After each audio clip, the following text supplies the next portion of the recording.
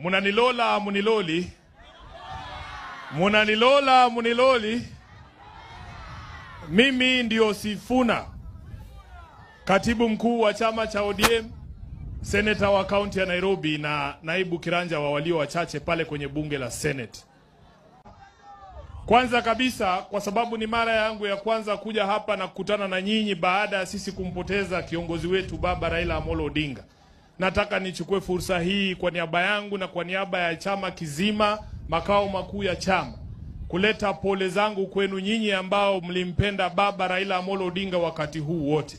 Na nataka niwashukuru kwa jumbe zenu za heri njema na jumbe zenu za pole ambazo mmezidi kutuma kule kwenye makao makuu. Tunawapenda sana, jumbe hizo zote zimefika.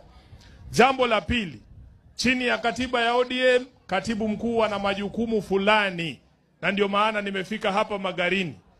Jukumu langu la kwanza leo ni kuwajulisha kwa yule ambaye chama kimeidhinisha kama mgombea rasmi wa ODM hapa katika county ya ama constituency ya Magarini katika uchaguzi ambao tutaandaa tarehe 27 mwezi huu. Mheshimiwa Harrison Kombe, tafadhali njoo hapa na kuomba kwa